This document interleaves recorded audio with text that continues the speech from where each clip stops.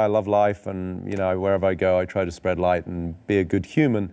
But even I'm having the consideration of actually, there's some people out there who know what they're doing, and it's nefarious. They know that they are killing people. They know they're hurting people.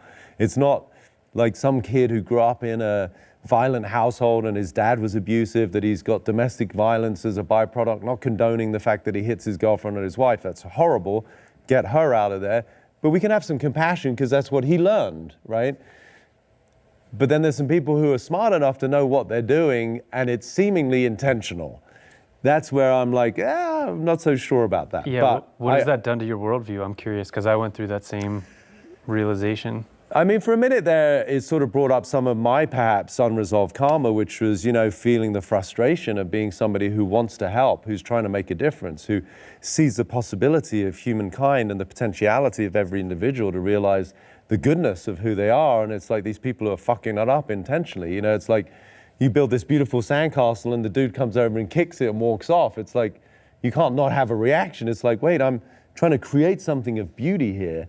So I think to begin with, there was a little bit of that, subtle. It wasn't like I lost sleep, but it's like, whoa, there's people out there who are profiting from abuse. And that just, I think, intrinsically in the system of a human being, it doesn't sit right, So then I think I moved through that pretty quickly, and I recognized, the not the naivety, but the innocence of what it is to be a human being. We can't possibly understand the intelligence of what's at play here. If we look at it on the big scale, the size of planet Earth relative to the Milky Way, relative to the solar system and the galaxies and then the universe, it's we're just a pinprick. And then we're on that somewhere, worrying about, what someone else is doing across the road. It's like, really get over yourself, So I thought there was a little bit more of compassion, understanding that I just don't know what I don't know, and to tend to my own garden, to not worry about these nefarious powers that seem to be out there, and rather tend to my inner terrain. The expression, I think it's an African proverb, if there's no enemy within, the enemy without can do us no harm, So it's, I could just keep doing what I'm doing to hopefully wake people up, bring more love, and hopefully that nudged the needle. But yeah, to begin with, I was outspoken during COVID, a little bit of finger pointing and this is bullshit. And to a certain degree, I still think it is, but I'm I don't know if that really helps. I'm just gonna preach to the people who are willing to listen and get over their own version of evil that lives within them, and that way the balance shifts, right? If we're carrying that suffering, then however minuscule, it's contributing to collective suffering is what I want people to understand. People say, oh, they want world peace, and I say, well, you can't have world peace when you're at war with yourself. Mm-hmm. So if I can help address that, world peace is the byproduct of people being at peace with themselves. I think I went through a pretty similar sort of arc of outrage and just how is nobody seeing what's going on in this insanity? They're killing people. And then coming back to, for me, a little bit of a different slant was just the sense that we're at war, and it's a spiritual war. And the response is to become as large and bright of an embodiment of love and God as I possibly can out of necessity, in a warlike sense, which is I'm still kind of finding what that means, but that it's a spiritual, it's a survival for the spirit of mankind is happening right now. They're trying to shut that light out actively. And I feel like those of us that have some sense or connection to it, the imperative to shine as bright as we can and love and help as many people is the strongest that I've ever imagined it. And and I think going back to the analogy I used of working out with my MLB guy with 5-pound dumbbells, he needs the 60-pound dumbbells to curl. He needs the 80-pound, the 100, So I think the degree to which we are sort of becoming more warriors, W-A, as opposed to warriors, W-O. There's a lot of warriors in the world, and we're becoming warriors, right? I think that really, to a certain degree, there's a sense of gratitude for the resistance, right? Whenever there's tyranny, you get defiance, right? And so that world of duality is still at play.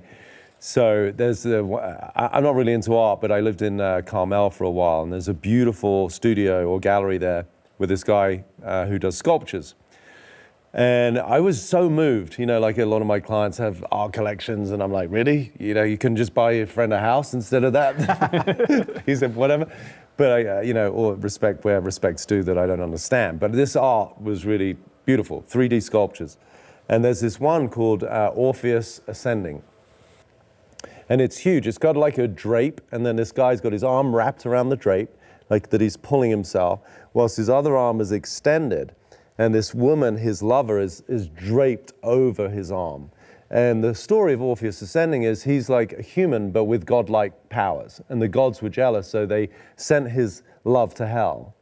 And so this is the depiction of him retrieving her from hell.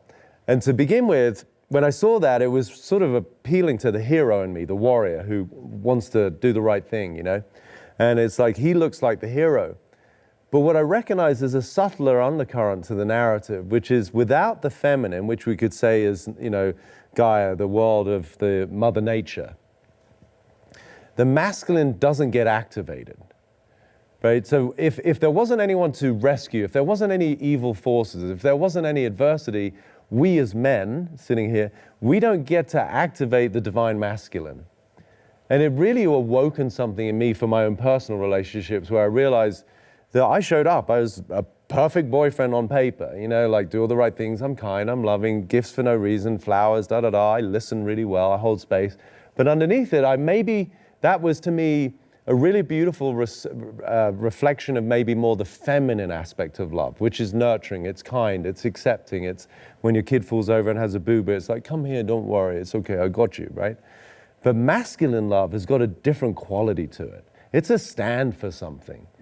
And I realized that I didn't have that in my personal relationships, which was hard to look at, But then I was like, it really transformed the way that my girlfriend at the time felt like, holy shit, like I feel so held, so seen, so safe. And so I think that's what's coming online right now, which I think why there is maybe an intentional, like sort of this dissolution of the masculine, right? Through whatever means, right? Transgenders, all of this. And it's like, no, we need men who are willing to activate the masculine form of love, which is not harmful, but it's fiercely committed to something. And so that, I think, is what's being activated right now. And we need the woman to save. We need the evil to have our, sort of as a form of resistance to bring that strength forward. So that's the way that I'm currently seeing the unfolding of the game. And any poem, any song, any movie, any book, you have these dichotomies, these dualities, male, female. I think it's just beautiful. It's just, there's a beauty to it. Yeah. There's a beauty to the evil and the light rising, and there's a beauty to the yin and the yang, the male and the female. And I think when we look at it as we can still be a fierce warrior. The Bhagavad Gita, you've got Arjun. It's like, okay, with a yogic state, how can I become a container and let that divinity and source come through? And then just do my duty, whether it's a masculine duty or it's a feminine duty or it's a warrior duty or whatever the case may be. But there's definitely a beauty in it. And I think that if humanity can see the poetry in it, can see the storytelling in it, it's badass.